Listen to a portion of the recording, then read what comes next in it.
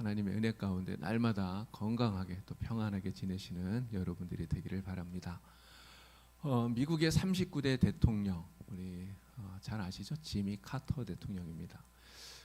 올해 나이가 97세라고 그러시더라고요. 미국에 지금 살아계신 현존하는 대통령 중에 최장수 대통령입니다. 이 지미 카터 대통령이 현직에 있을 때는요 역대 최악이다 이런 평가를 받았다고 그래요. 미국은 이렇게 4년 하고 또 재선을 한 번 더 할 수 있잖아요. 그런데 이 지미 카터 대통령은 이게 평가가 별로 안 좋아서 그랬는지 재선에 실패를 했어요. 그런데 이 카터 대통령은 이후에 퇴임하고 난 이후에 그가 했던 여러 가지 행적들로 인해서 오히려 역대 최고라고 하는 그러한 찬사를 받는 또 존경을 받는 그러한 대통령입니다. 이 지미 카터 대통령이 2015년 사실 언제 얼마 안 됐죠. 근데 그 2015년에 피부암의 일종인 흑색종이 뇌까지 전이 되는 그러한 암을 이제 앓게 됩니다. 그래서 기자회견을 통해서 자기가 이렇게 암이라고 하는 것을 이야기를 했었죠. 근데 그때 그 기자회견을 통해서 암이라고 하는 것을 밝히면서 그가 했었던 이야기가 있어요. 이렇게 이야기를 합니다. 앞으로 살 날이 몇 주밖에 안 남았다 하는 것을 생각하니까 좀 그렇지만 놀랍게도 내 마음이 너무 편안하다. 그러면서 항암 치료를 받더라도 이번 주일에 주일학교 봉사는 내가 꼭 하겠다. 이런 이야기를 했다는 거예요. 카터 대통령이 현직에 있을 때도 매주마다 주일학교에 가서 봉사했다고 하는 이 정말 유명한 그런 일화가 있지 않습니까? 이 카터 대통령은요 사실은 그 암 진단을 받고 4개월 후에 완치되었다고 그렇게 또 뉴스에 나오더라고요. 정말 하나님의 은혜가 정말 대단하시다 이런 생각이 드는데 이 카터 대통령을 보면서 끝까지 아름다운 그런 그리스도인 정말 신앙인의 모습이 어떠해야 되는가 하는 것들을 다시 한 번 더 생각해 보게 됩니다. 자, 오늘 우리가 같이 이야기하는 아사 왕, 이 아사는요 이 카터랑은 좀 달라요. 시작은 굉장히 좋은데 그런데 끝이 사실 좋지 못한 그런 모습을 우리에게 보여주고 있습니다. 그래서 굉장히 아쉬움이 많이 남는 그런 사람이 바로 이 아사 왕이죠. 유다의 세 번째 왕입니다. 이름의 뜻에는 뭐 치료하는 사람, 또 의사, 주는 자, 뭐 이런 뜻이 있다고 그래요. 르호보암, 그리고 아비야, 그리고 아사. 그 다음에 이제 여호사밧 이렇게 쭉 왕이 이어져 가죠. 이 세 번째 왕이었는데 어머니인 마아가는 압살롬, 그 반역을 했던 압살롬의 딸입니다. 이 아사가 왕으로 다스렸던 41년 동안 유대에는 굉장한 평안함이 있었어요. 이게 선정을 베풀었기 때문에 나라가 굉장히 안정되고 평안함을 누리는 그러한 시대였다고 하는 것이죠. 남유다를 보면 경건한 왕으로 이렇게 평가를 받는 여러 명의 왕들이 있습니다. 성경은 왕들을 두 가지로 평가하죠. 다윗의 길로 행하였다, 그리고 여로보암의 길로 행하였다 이렇게 평가를 합니다. 다윗의 길로 행하였다는 것은 다윗처럼 하나님을 섬기는 신앙의 왕이었다 이런 뜻이고요. 여로보암의 길로 갔다는 것은 여로보암처럼 하나님을 거역하고 불신앙의 삶을 살았다 이런 뜻인데요. 이 다윗의 길로 걸었다고 하는 이런 평가를 받는 왕들이 몇 명 나오죠. 바로 아사, 또 여호사밧, 요아스, 아마샤, 우시야, 요담, 그리고 히스기야, 또 요시야 이런 왕들입니다. 이러한 평가를 받은 왕들 가운데 첫 번째가 바로 이 아사라고 하는 것이죠. 자, 이 아사는 왕이 된 다음에 아버지 아비야와 굉장히 다른 그러한 모습을 보여줘요. 아비야는 북이스라엘의 그 여로보암하고 전쟁을 하면서 여로보암의 세력을 눌러버리죠. 이게 군사적으로 정치적으로 굉장한 업적을 아비야가 세웠습니다. 그런데 아비야는 이렇게 정치적으로는 군사적으로는 굉장히 큰 업적이 있음에도 불구하고 하나님과의 관계에 있어서 아비야는 굉장히 안 좋은 평가를 받아요. 자, 말씀 열왕기상 15장 3절인데요. 아비야에 대한 하나님의 평가입니다. 여기에 나오는 이 아비얌이라고 되어 있는데 아비얌과 아비야는 같은 사람이에요. 자, 말씀을 읽겠습니다. 아비암이 그의 아버지가 이미 행한 모든 죄를 행하고 그의 마음이 그의 조상 다윗의 마음과 같지 아니하며 그의 하나님 여호와 앞에 온전하지 못하였으나. 아멘. 아비야가 하나님 앞에 정직하지 못한, 하나님의 인정을 받지 못한 그런 왕이었다 이렇게 평가하죠. 자, 그런데 그 아들인 아사에 대한 평가는 이렇습니다. 열왕기상 15장 11절하고 15절입니다. 같이 읽습니다. 아사가 그의 조상 다윗같이 여호와 보시기에 정직하게 행하여 다만 산당은 없애지 아니하니라. 그러나 아사의 마음이 일평생 여호와 앞에 온전하였으며. 아멘. 아사가 전심으로 하나님을 찾는 사람, 전심으로 하나님을 섬기는 왕이었다 이렇게 얘기를 해요. 자, 그러면 이 아사가 왕이 된 이후에 바로 신앙개혁 운동을 하거든요.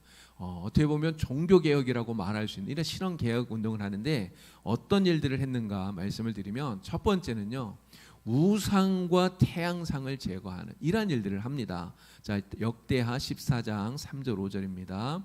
이방 제단과 산당을 없애고 주상을 깨뜨리며 아세라 상을 찍고 또 유다 모든 성읍에서 산당과 태양상을 없애매. 아멘. 남유다 땅에 이러한 우상들이 언제 들어왔을까요? 남유다 땅에 우상이 들어오게 된 것은 솔로몬 시대부터입니다. 솔로몬이 자기의 아내들을 외국에서 이렇게 막 데려오면서 그러한 결혼을 통해서 뭐 여러 가지 정책상 이렇게 결혼하면서 그 우상들도 같이 들어오게 된 거죠. 그리고 나중에 솔로몬이 같이 그 우상도 숭배하는 이러한 모습들을 보이잖아요. 그렇게 들어왔던 이 우상들이 르호보암 시대 그리고 아비야 시대를 겪으면서 오히려 점점 융성해졌다는 거죠. 그래서 유다 천지에 여러 가지 우상들 이러한 것들이 가득 넘쳐나게 되었던 겁니다. 그런데 아사는 왕이 되면서 이러한 유다 땅에 가득해 있던 이방 제단들, 산당들, 신당들 이러한 것들을 전부 다 없애버리게 되죠. 특별히 태양상을 없애요. 이 태양을 숭배하는 것들이 바로 이 고대 근동에 굉장히 굉장히 사람들에게 이렇게 했던 우상 숭배 가운데 하나였다고 하는 거죠. 그래서 이 태양상을 없애게 됩니다. 그리고 두 번째가 남색하는 자를 추방했다 이렇게 이야기가 나와요. 자, 열왕기상 15장 12절을 읽겠습니다. 남색하는 자를 그 땅에서 쫓아내고 그의 조상들이 지은 모든 우상을 없애고. 아멘. 이런 남색이 뭡니까? 여기서 말하는 남색은 동성애를 말하는 것이죠. 동성애. 소돔과 고모라가 멸망할 때 그 롯의 집에 천사들이 찾아왔잖아요. 그런데 사람들이 그 소돔성에 있는 사람들이 롯의 집에 찾아와서 막 문을 두드리면서 그들을 끌어내라, 우리가 상관하리라, 막 이런 이야기를 하는데 바로 이 동성애를 이야기하는 겁니다. 이게 소돔과 고모라가 멸망할 때 하나님 앞에서 이러한 동성애 엄청난 끔찍한 죄들이 있었다는 것을 우리가 보게 되는데요. 이 유다 땅에도 이러한 일들이 계속해서 자행되어지고 있었다고 하는 것이죠. 그러나 이 동성애는요, 하나님께서 분명하게 금하신 정말 하나님이 싫어하는 죄라고 하는 것입니다. 하나님께서 어느 정도로 이 동성애를 끔찍히 싫어하시느냐, 반드시 죽일지니라. 성경은 이렇게까지 이야기를 해요. 근데 요즘은 차별금지법 뭐 이런 거 이야기하면서 성소수자들의 인권을 존중해야 된다 이런 이야기 너무 많이 하지 않습니까? 그들의 인권을 존중해야 되고 또 인정해 줘야 된다 이런 이야기하면서 동성애를 옹호하는 사람들이 굉장히 많아요. 해마다 서울에서 퀴어 축제 뭐 이런 것도 열리잖아요. 이게 성소수자 축제 아닙니까? 그러나 우리가 분명히 알아야 되는 것은 동성애는 하나님께서 죄로 여기시는 정말 분명한 죄악이라고 하는 것이죠. 이 아사는 자기가 왕이 되면서 유다 땅에서 이러한 남색하는 동성애를 제거해 버렸다고 하는 것입니다. 자, 그리고 세 번째는요, 우상을 만든 자기 어머니를 태후의 자리에서 패하는 이러한 일을 했습니다. 자, 역대하 15장 16절을 읽겠습니다. 아사 왕의 어머니 마아가가 아세라의 가증한 목상을 만들었으므로 아사가 그의 태후의 자리를 패하고 그의 우상을 찍고 바 기드론 시내가에서 불살랐으니. 아멘. 아사 왕의 어머니 마아가 압살롬의 딸이라고 말씀드렸잖아요. 이 마아가가 아세라 우상의 그 상을 만든 거죠. 근데 그것을 보고 그것을 다 폐하고 없애버리면서 자기 어머니의 태후의 자리를 폐하는 이러한 일을 아사가 했다는 거예요. 근데 생각해 보면 자기 어머니를 태후의 자리에서 끌어내린다. 이게 정말 쉬운 일이 아니잖아요. 이러한 모습을 보면 이 아사의 신앙 개혁의 의지가 얼마나 단호했는가 하는 것을 우리가 알 수 있다고 하는 것이죠. 백성들은 이 아사가 이렇게 하는 것을 보면서 정말 하나님을 향한 그 열정이 얼마나 크고 뜨거운가, 얼마나 진실한가 하는 것들을 백성들이 분명히 깨닫게 되었을 겁니다. 자, 네 번째는요, 백성들에게 하나님만 온전히 섬기도록 맹세하게 만들었어요. 자, 역대하 15장 12절에서 14절입니다. 다 같이 읽습니다. 또 마음을 다하고 목숨을 다하여 조상들의 하나님 여호와를 찾기로 언약하고 이스라엘 하나님 여호와를 찾지 아니하는 자는 대소 남녀를 막론하고 죽이는 것이 마땅하다 하고 무리가 큰 소리로 외치며 피리와 나팔을 불어 여호와께 맹세하매. 아멘. 아사는 백성들과 함께 하나님 앞에 큰 제사를 드립니다. 예배를 드린 것이죠. 그리고 그렇게 예배하고 나서 마음과 목숨을 다해서 오직 하나님 여호와만 섬기자, 그렇게 백성들과 함께 언약을 합니다. 그랬더니 백성들이 이렇게 얘기하는 거예요. 하나님을 찾지 않는 자는 죽이는 것이 마땅하다. 이렇게까지 얘기를 하는 거죠. 그러면서 정말 하나님만 섬기겠다, 온전히 하나님만 섬기겠다고 백성들이 하나님 앞에 맹세를 하게 되었다는 거죠. 자, 그런데 그렇게 맹세하고 있는 백성들이 사실 그 선왕 아비야 시대나 그 전에 르호보암 시대나 그때 보면 사실은 우상을 숭배하던 그런 사람들이거든요. 하나님에게서 떠나서 우상을 숭배하던 백성들이 어떻게 이렇게 하나님만 섬기겠다고 결심하고 맹세하는 사람들이 될 수 있었느냐? 바로 이 아사의 중심이 하나님께 온전히 쏟아져 있기 때문에 그랬다는 것입니다. 아사가 하나님만 온전히 향하는, 정말 그 중심이 하나님께 있고, 그리고 이러한 신앙개혁을 철저하게 단호하게 이끌었기 때문에 백성들이 아사를 따라서 하나님만 섬기기로 이렇게 결심을 하게 되었다는 것이죠. 자, 이렇게 왕과 백성이 다 같이 온전히 하나님만 섬기겠다, 하나님만 온전히 섬기겠다고 결심하고 맹세하고 하나님만 의지하니까 하나님 어떻게 하셨을까요? 정말 하나님이 기뻐하지 않았겠습니까? 오늘 우리가 정말 하나님만 철저하게 섬기겠다고 이렇게 맹세하고 정말 주님만 온전히 섬기면 하나님이 정말 기뻐하시지 않겠습니까? 하나님이 복을 주시는 거죠. 자, 역대하 15장 15절입니다. 온 유다가 이 맹세를 기뻐한지라 무리가 마음을 다하여 맹세하고 뜻을 다하여 여호와를 찾았으므로 여호와께서 그들을 만나 주시고 그들의 사방에 평안을 주시니라. 아멘. 이 사건이 있었던 때가 이 아사가 왕이 된 지 한 10년쯤 되었을 때예요. 그런데 그로부터 35년 될 때까지 약 25년 동안 남유다에 전쟁이 없었어요. 여러분, 그 당시는 늘상 전쟁하던 때 아닙니까? 내가 쳐들어가지 않아도 다른 나라가 쳐들어오기 때문에 어쩔 수 없이 전쟁을 해야 되는 이러한 시대였잖아요. 그런데 무려 25년 동안이나 전쟁이 없었어요. 평안을 누리게 되었다는 것입니다. 그런데 그 평안이 아사가 스스로 만들어낸 것이 아니라 하나님께서 이 나라에 유다에 평화를 주셨다는 거죠. 하나님이 얼마나 큰 은혜와 복을 주셨는가를 우리가 알 수 있습니다. 그렇게 한 이유는 하나님께서 철저하게 하나님만 섬기고 하나님만 예배하려고 하는, 하나님께 돌아와서 주님만 의지하는 그들의 믿음을 보셨기 때문이에요. 오늘 우리는 정말 이 아사의 이러한 모습을 본받아야 됩니다. 하나님을 섬기는 데 있어서 여러분, 대충 하나님 섬기는 것은 그런 잘하는 게 아니잖아요. 정말 철저하게 하나님을 섬겨야 됩니다. 오직 하나님만 섬겨야 되는 거죠. 내게 있는 하나님이 아닌 다른 것들을 내가 의지하고 섬기는 마음이 조금이라도 있다면 정말 단호하게 끊어버려야 됩니다. 아사가 자기 어머니를 태우에서 패하는 여러분, 그런 정도의 단호함이 우리에게 있어야 된다는 거죠. 이러한 단호함을 가지고 하나님만 섬기려고 믿음으로 나아가면 반드시 하나님이 우리에게 은혜와 복을, 평강을 주시는 줄로 믿습니다. 자, 아사를 통해서 우리가 몇 가지 신앙적인 교훈을 배울 수가 있어요. 첫 번째는 위기 앞에서 우리가 위기를 당할 때 하나님만 의지하게 되면 반드시 하나님이 승리와 평강을 주신다 하는 것을 배우게 되는 것입니다. 자, 아사왕 10년째 되었을 때 전쟁이 있었어요. 큰 전쟁이 일어납니다. 구스 왕 세라가 100만 대군을 이끌고 남유다를 쳐들어온 거예요.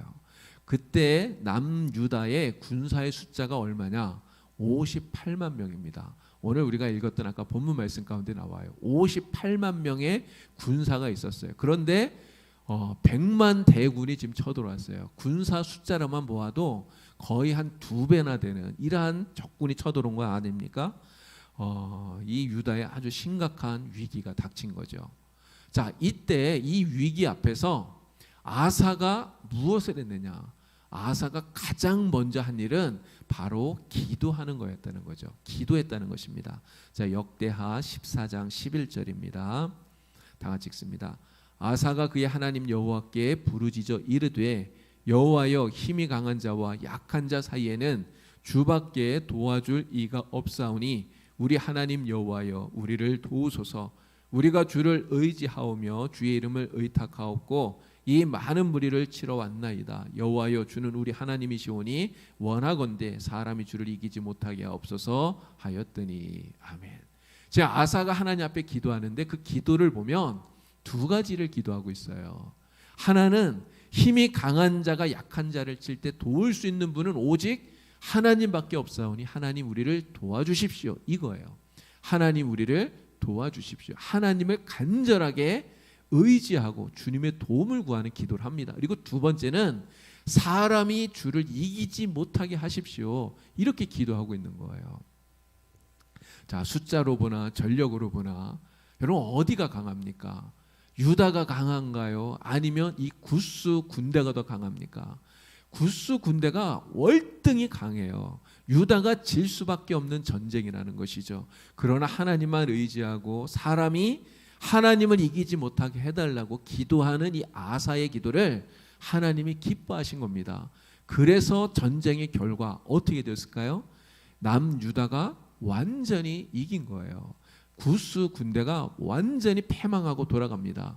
그런데 그 전쟁을 어떻게 했느냐? 성경을 보니까 하나님이 유다 앞에서 구스 군대를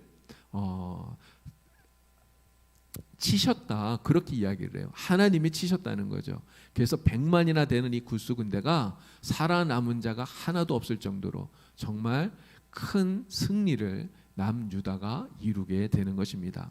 이렇게 전쟁에서 승리하고 나니까 주변의 모든 나라들이 이 남유다를 두려워하는 마음을 갖게 된 거예요. 그러한 두려운 마음이 생겨서 25년 동안이나 유다가 전쟁 없이 평화를 누리는 그러한 시간을 갖게 되었다고 하는 것입니다. 오늘 우리가 믿음으로 사는데요, 믿음으로 사는 우리에게도 이러한 어려움들이, 위기들이 우리에게도 옵니다. 여러분, 위기와 어려움은 믿는 자 안 믿는 자를 가리지 않아요. 믿는 자라고 해서 위기가 오지 않느냐, 그런 게 아니라는 거죠. 모든 사람들에게 위기는 옵니다. 하나님만 온전히 섬기며 믿음으로 살려고 했던 이 아사에게 구스 100만 대군이 쳐들어오는 이런 위기가 온 것처럼 우리에게도 위기가 와요. 그 위기가 때로는 정말 내가 감당하기 어려운, 내가 극복하기 힘든 어려움이 올 수도 있다고 하는 것이죠. 그러나 이 어려움 앞에서, 어려움은 믿는 자, 믿지 않는 자를 구분하지 않지만 믿는 자와 믿지 않는 자의 가장 큰 차이가 드러나게 되는데요, 바로 믿는 자와 믿지 않는 자의 차이는 무엇이냐? 이 위기와 어려움 앞에서 기도하느냐, 기도하지 않느냐, 이러한 차이가 나타나게 된다고 하는 것이죠. 여러분, 성도가 어려움을 이기는 방법이 어디에 있습니까? 성도가 어려움을 이기고 극복하는 방법은 오직 하나밖에 없는 거예요. 그것은 바로 기도하는 것이죠. 기도밖에는 답이 없는 거예요. 야고보서 5장 13절입니다. 너희 중에 고난당하는 자가 있느냐? 그는 기도할 것이요. 이게 성경 말씀이에요. 고난이 오면 기도하라. 왜 기도하라고 할까요? 하나님이 도와주시니까. 하나님 도와주시면 반드시 우리가 그것을 이기고 극복할 수 있으니까 기도하라는 것이죠.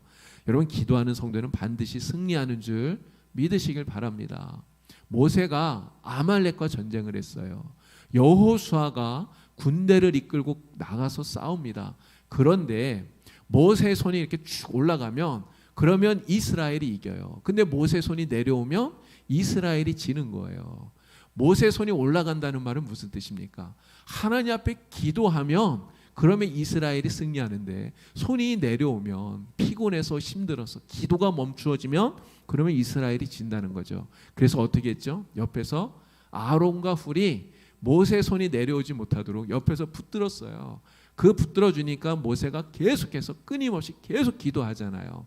계속 기도하는 동안 결국은 이스라엘이 승리하는 이러한 역사가 일어난 것이죠. 오늘 우리에게도 예기치 못한 어려움이 닥칠 수 있지만 그 어려움이 너무 커서 우리가 감당할 수 없다고 해도 우리는 절대로 염려할 필요가 없는 것입니다. 염려할 시간에 뭐 해야 될까요? 기도해야 되는 겁니다. 걱정할 시간에 그 시간에 엎드려서 기도해야 되는 거죠. 그러면 반드시 하나님이 우리의 기도를 들으시고 오늘 이 아사에게 준 것처럼 또 모세와 여호수아에게 준 것처럼 오늘 우리에게도 반드시 승리하게 하는 우리 하나님이 될 줄로 믿습니다. 자, 두 번째 우리가 깨닫는 교훈은 이거예요. 하나님의 말씀을 듣고 순종할 때 그때 복을 받는다라고 하는 것입니다. 자, 성도가 무엇입니까? 성도는요, 하나님의 말씀을 듣고 순종하는 사람이 성도예요. 여러분, 말씀을 듣고 불순종하는 사람은 성도라고 말할 수 없겠죠. 축복의 말씀이든지 아니면 심판의 말씀이든지, 여러분, 하나님의 말씀은 나를 죽이는 말씀이 아니라 살리는 말씀이라고 믿어야 돼요. 때로는 그것이 심판의 말씀일 수도 있습니다. 책망의 말씀일 수도 있겠죠. 그러나 그 말씀이 나를 살리는 말씀이라고 믿고 우리는 하나님 앞에 돌아와서 순종하는 자세를 가져야 된다는 거죠. 바로 그러한 사람을 하나님께서 기뻐하시고 하나님이 복을 주신다고 하는 것입니다. 아사 왕에게 하나님께서 선지자들을 통해서 두 번 말씀을 주셨습니다. 자, 첫 번째는 아사랴라고 하는 선지자를 통해서 말씀을 하셨는데요. 첫 번째 주셨던 말씀은 격려와 힘을 주는 말씀이었어요. 역대하 15장 1절에서 2절 그리고 또 7절 말씀을 같이 읽어보도록 하겠습니다. 하나님의 영이 오뎃의 아들 아사랴에게 임하심에 그가 나가서 아사를 맞아 이르되 아사와 및 유다와 베냐민의 무리들아 내 말을 들으라. 너희가 여호와와 함께하면 여호와께서 너희와 함께 하실지라. 너희가 만일 그를 찾으면 그가 너희와 만나게 되시려니와 너희가 만일 그를 버리면 그도 너희를 버리시리라. 그런즉 너희는 강하게 하라. 너희의 손이 약하지 않게 하라. 너희 행위에는 상급이 셈이라 하니라. 아멘. 아까 구스와 전쟁했다는 이야기 말씀드렸는데요. 하나님께 기도하고 구스를 맞아서 100만 대군을 물리치고 돌아오는 아사 왕을 맞아서 이 아사랴 선지자가 하나님의 말씀을 전한 거예요. 그 내용은 이겁니다. 승리감에 도취하지 말고 계속해서 하나님을 찾고 하나님을 의지하는 삶을 살아라 하는 거죠. 여러 가지 상황이 정말 힘들고 어려워서 세상이 너무나 어지러워서 마음이 편할 날이 없지만 그러나 하나님이 함께하기만 하면 큰 복을 주신다. 하나님과 늘 함께하는 삶을 살아라. 이러한 격려와 힘을 주는 그러한 메시지를 이 아사랴 선지자가 준 것입니다. 아사는 이 선지자를 통해서 주신 하나님의 말씀을 듣고 힘을 얻었어요. 힘을 얻고 그리고 다시 정말 지금까지 해오던 그 개혁에 박차를 더 가하는 이러한 모습을 보게 됩니다. 여러분들 하나님의 말씀을 들으시면 힘이 나나요? 힘이 나세요? 힘이 나야 됩니다.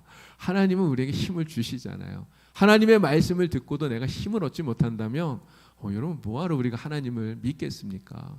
하나님은 우리에게 은혜를 주시고 힘을 주시려고 말씀을 주시는데 그 말씀 듣고 우리가 힘을 얻어야죠. 힘을 얻고 더 힘을 내서 더 열심히 하나님을 섬기고 믿음으로 살아가야 됩니다. 제가 아사가 사실 처음에 그런 모습을 보이고 있는 거예요. 선지자를 통해서 주신 말씀을 듣고 힘을 얻고는 지금까지 해오던 그 개혁을 더 힘있게 밀어붙이는 거죠. 우상을 섬기던 제단들을 다 없애버립니다. 그리고 무너졌던 여호와의 제단도 수축해요.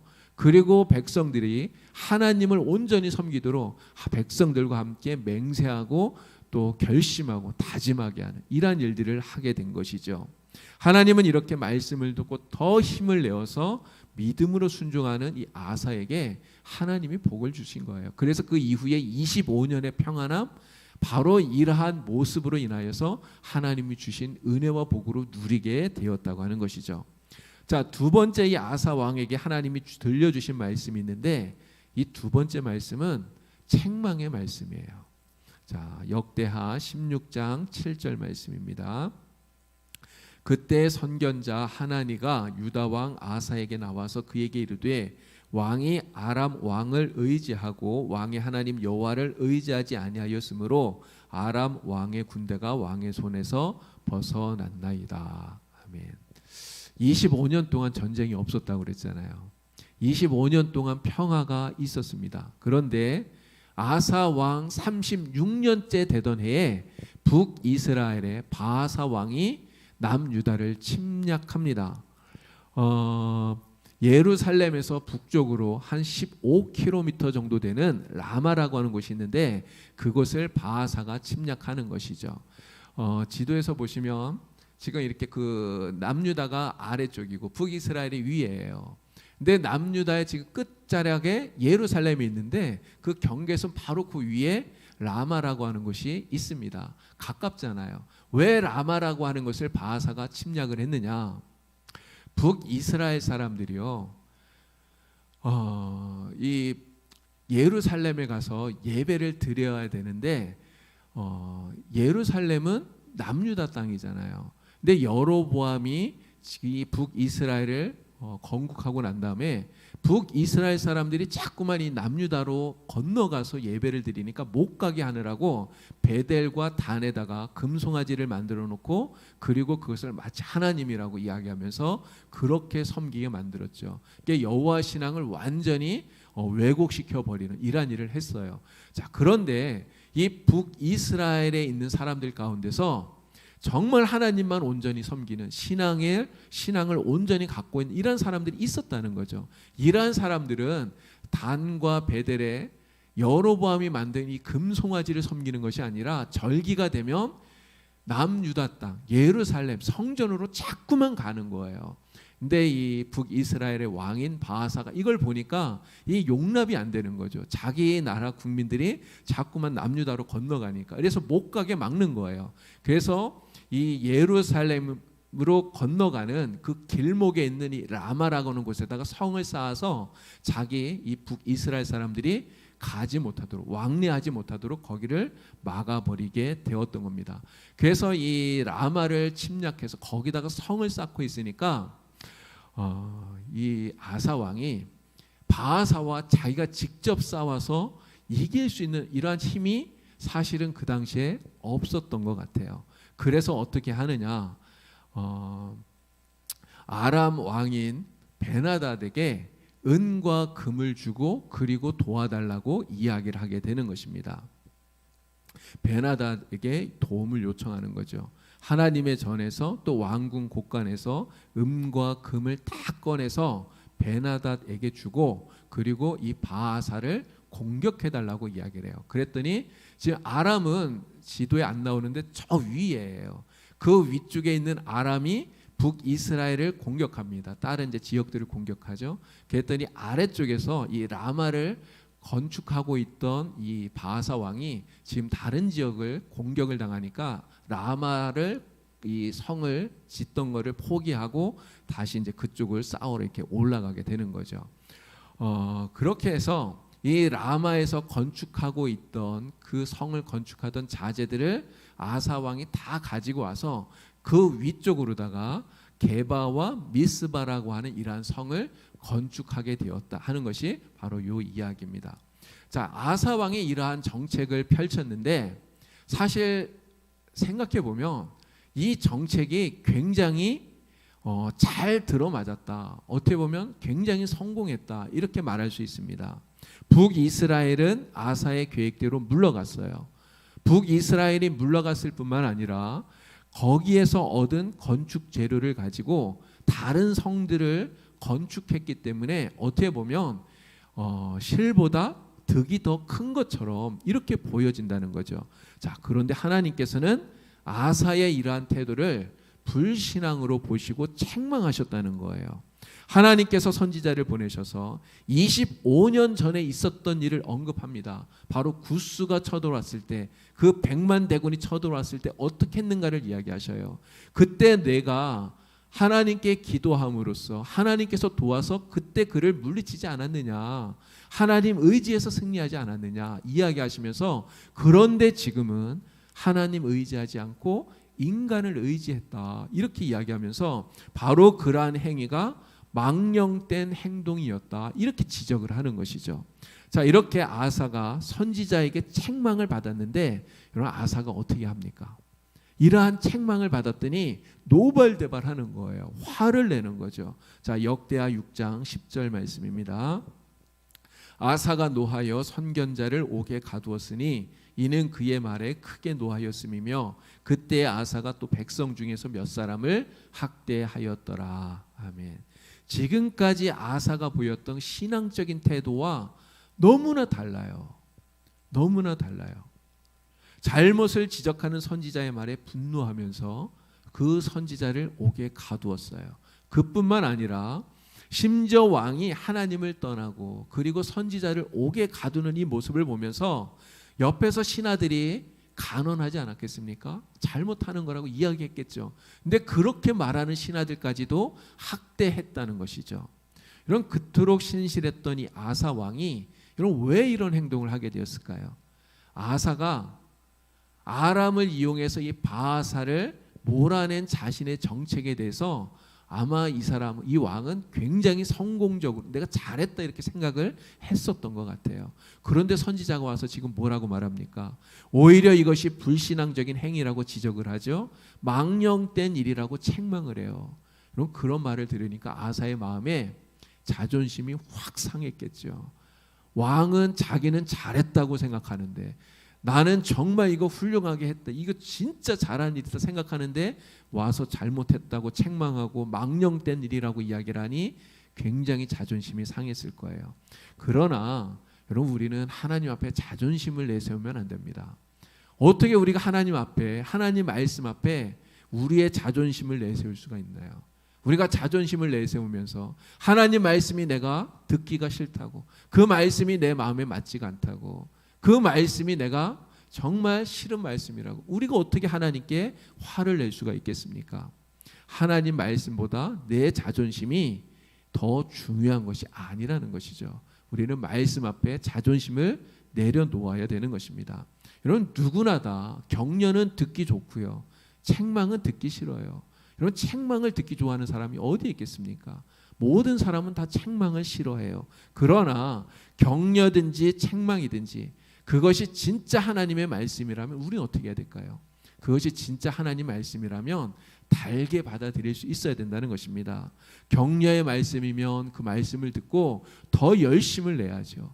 그런데 책망의 말씀이라면 듣고 회개하고 뉘우치고 돌아와서 그리고 더 열심을 내면 되는 겁니다. 하나님의 말씀은 격려든 책망이든 나를 유익하게 하고 나를 살리는 말씀이다. 우리는 이것을 늘 기억해야 되는 것이죠.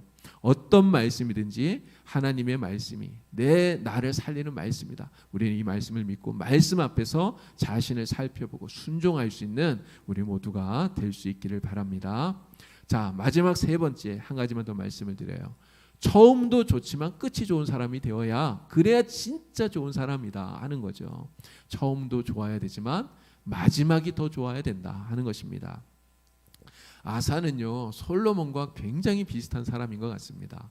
솔로몬도 정말 아쉬움이 많아요. 정말 그 시작이 얼마나 아름답고 좋아요. 그런데 그 끝은 하나님을 버리고 우상을 숭배한 이런 모습이 솔로몬에게 있었지 않습니까? 아사도 그래요. 처음은 너무 좋은데 끝이 안 좋아요. 여러분, 아사가 이렇게 마지막이 좋지 않게 끝나게 되는 이유가 뭘까요? 그 이유는 바로 교만함 때문인 것 같습니다. 교만함. 왕 위에 오른 지 10년 동안 전쟁이 없었어요. 그러다가 10년이 되었을 때 큰 전쟁이 있었죠. 구스와 전쟁을 했어요. 그런데 그 전쟁에서 어마어마한 승리를 거두었습니다. 그리고 25년 동안 전쟁 없이 평안함을 누렸어요. 백성들은 정말 이 아사 왕을 엄청 존경하지 않았겠습니까? 이 아사가 이러한 평안함을 누리면서 마음의 교만함이 찾아온 거예요. 남유다가 이렇게 강건하게 된 것, 남유다가 이렇게 부강하게 된 것, 평안을 누리는 것이 하나님의 은혜라고 생각하는 것이 아니라 내가 나라를 잘 다스렸기 때문이다. 이러한 마음이 아사에게 들기 시작했다는 거죠. 이러한 교만함이 마음속에 생겨나니까 결국은 위기 앞에서 하나님을 의지하지 않고 인간을 의지하게 되는 이러한 모습을 보이게 되었다고 하는 것입니다. 그리고 그것을 지적하고 책망하니까 오히려 화를 내고 오히려 분을 내면서 선지자를 옥에 가두어 버렸던 거죠. 결국 교만한 이 아사의 마지막, 그 마지막이 어떻게 될까요? 역대하 16장 12절입니다. 아사가 왕이 된 지 39년에 그의 말이 병들어 매우 위독했으나 병이 있을 때 그가 여호와께 구하지 아니하고 의사들에게 구하였더라. 아멘. 아사는요, 하나님의 징계를 받아서 병이 들었어요. 중병이 들었어요. 여러분, 하나님께서 아사에게 왜 병을 주셨을까요? 잘못했으니까 너 죽어라 이러고 병을 주셨을까요? 그런 거 아니잖아요. 하나님께서 아사가 미워서 병을 주는 것이 아니라 아사를 사랑하기 때문에 병을 주는 것입니다. 그 중병을 통해서 하나님을 의지하지 않고 인간을 의지했던 그 잘못을 깨닫게 하시는 거죠. 그 잘못을 깨닫고 주님께로 돌아오도록, 다시 하나님께 돌아와서 하나님 의지할 수 있도록 그 중병을 아사에게 주는 거예요. 그런데 아사는 어떻게 합니까? 하나님을 의지하는 것이 아니라 끝까지 사람을 의지해요. 말씀을 보니까 하나님께 구하는 것이 아니라 오히려 의사를 찾고 의사를 구하는 이러한 모습을 아사가 보이고 있다는 거죠. 여러분, 죄는 누구나 지을 수 있습니다. 죄 안 짓는 사람이 어디 있나요? 모두가 다 죄를 지을 수 있어요. 그러나 죄를 짓느냐 안 짓느냐가 중요한 것이 아니라 죄를 범했을 때 그 죄를 깨달았다면 빨리 하나님께로 돌아와서 회개하는, 이것이 중요하다고 하는 거죠.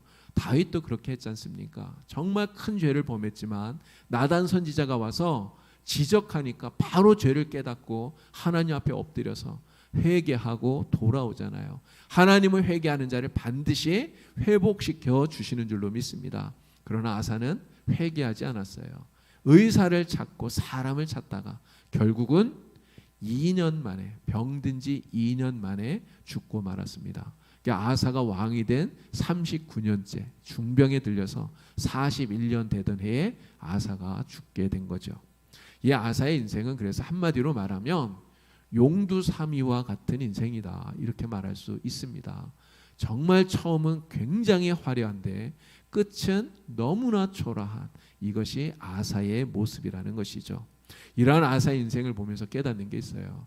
정말 하나님께 끝까지 충성하는 것, 하나님 앞에 끝까지 신실하게 살아가는 것이 진짜 이렇게 힘든 거구나 하는 것을 우리는 깨닫는다는 거죠. 성경은 충성하는 자에게 생명의 면류관을 주신다고 말합니다. 그런데 그냥 충성을 말하는 게 아니에요. 자, 요한계시록 2장 10절 말씀을 읽겠습니다. 너는 장차 받을 고난을 두려워하지 말라. 볼지어다 마귀가 장차 너희 가운데에서 몇 사람을 옥에 던져 시험을 받게 하리니 너희가 10일 동안 환난을 받으리라. 내가 죽도록 충성하라. 그리하면 내가 생명의 관을 내게 주리라. 아멘. 자, 이 말씀 속에 고난과 어려움을 이야기합니다. 그러나 그 고난과 어려움을 이기고 충성을 하는데요. 그럼 어떻게 충성하면이라고 그럽니까? 죽도록 충성하면이에요. 죽도록. 죽기까지 충성하는 거죠. 끝까지 충성하는 것입니다. 그렇게 충성하는 자에게 하나님께서 생명의 면류관을 주신다 하는 거죠. 아무리 열심히 충성하다가 중간에 포기하고 그만두게 되면 주님이 주시는 이 생명의 면류관을 받을 수 없다는 것이죠. 또 우리는요, 교만해지면 안 될 것 같아요. 아사는 정말 자기의 그 큰 믿음, 이러한 것들을 가지고 있었기 때문에 자기는 절대로 하나님을 떠나지 않는다, 아마 이렇게 생각했을지도 모릅니다. 우리도 그런 생각 가질 수 있잖아요. 지금 내가 믿음이 크기 때문에, 내가 하나님 열심히 믿으니까 나는 절대로 하나님 떠나지 않을 거야. 나는 절대로 교만해지지 않고 절대로 주님 버리지 않고 절대로 하나님 떠나지 않는다. 우리가 이렇게 자신할 수도 있겠죠. 그러나 사실은 그렇게 생각하는 게 교만이에요. 그렇지 않겠습니까? 우리는 정말 이러한 마음을 가지면 안 된다는 거죠. 이렇게 교만해서는 안 된다는 거죠. 아사는 누구보다 큰 믿음을 가졌던 사람입니다. 그러나 아사와 같이 정말 큰 믿음을 가졌던 사람도 결국은 교만해졌고요. 그 교만 때문에 넘어지게 된 것입니다. 그래서 이러한 사람들에게 주시는 하나님의 말씀이 있어요. 고린도전서 10장 12절 말씀이에요. 그런즉 선줄로 생각하는 자는 넘어질까 조심하라 하는 것이죠. 오늘 우리가 늘 겸손해야 됩니다. 하나님, 나는 약합니다. 하나님 도와주십시오. 정말 하나님만 의지하는 믿음 가지고 살아가게 주님 저를 도와주십시오. 늘 겸손한 모습으로 기도하는 우리가 되어야 되겠습니다. 아사의 생애는요, 정말 아쉬움이 많이 남아요. 하나니 선지자가 와서 책망했을 때 여러분, 그때 아사가 회개하고 돌이켰다면, 여러분 그랬다면 얼마나 좋았겠어요. 또 한 번의 기회가 있었잖아요. 발에 중병이 들었을 때, 여러분 그 중병이 들었을 때 아사가 회개하고 하나님께 돌아왔다면 얼마나 좋았겠습니까? 그런데 아사는 이렇게 두 번이나 자기에게 기회가 주어졌는데 그 기회를 모두 다 차버렸어요. 그리고는 죽음을 맞이하게 된 거죠. 오늘 우리는 이 아사를 보면서 처음도 좋아야 되지만 정말 끝이 더 좋은 사람이 돼야 되겠다, 이런 생각을 다시 한번 해보게 됩니다. 일신 우일신이라는 말이 있잖아요. 일신 우일신, 나날이 새로워진다, 이런 뜻입니다. 근데 우리의 믿음도 정말 이렇게 되어야 될 것 같아요. 어제보다 오늘 우리의 믿음이 조금은 더 커야죠. 자라야 되죠. 오늘보다 내일 우리의 믿음이 조금 더 커지고 자라야 된다는 것입니다. 우리가 주님과 함께 주님과 동행하는데 정말 주님께 어제보다 오늘 조금 더 가까이 가고 오늘보다 내일 주님께 조금 더 가까이 가는 이러한 일신 우일신, 이러한 믿음의 모습이 우리에게 있다면 정말 하나님이 우리를 기뻐하시고 우리에게 복 주시기를 마다하지 않으리라, 그렇게 믿습니다. 저와 여러분 모두가 다 정말 처음보다 마지막이 더 아름다운 이러한 아름다운 신앙의 모습으로 승리할 수 있게 되기를 우리 주님의 이름으로 축원을 드립니다. 기도드리겠습니다. 하나님 아버지, 오늘 아사의 삶을 통하여서 우리의 믿음의 모습을 다시 한번 돌이켜봅니다. 우리가 아무리 열심히 주님을 위하여서 충성한다 할지라도 우리의 마지막이 주님 앞에 온전하지 못하다면 하나님을 결코 기쁘게 할 수 없는 줄 저희들 깨닫습니다. 하나님, 어제보다 오늘, 오늘보다 내일 우리의 믿음이 더 커지게 하여 주시고 주님께 더 가까이 나아갈 수 있도록 정말 하나님을 기쁘시게 하는 우리가 될 수 있게 도와주시옵소서. 아사와 같은 용두삼이 인생이 되지 않도록 늘 조심할 수 있게 하여 주시고, 그래서 우리의 신앙이 일신 우일신 할 수 있는 정말 점점 더 새로워지고 더 커질 수 있는 우리 모두가 되도록 인도하여 주시옵소서. 예수님의 이름으로 기도드리옵나이다.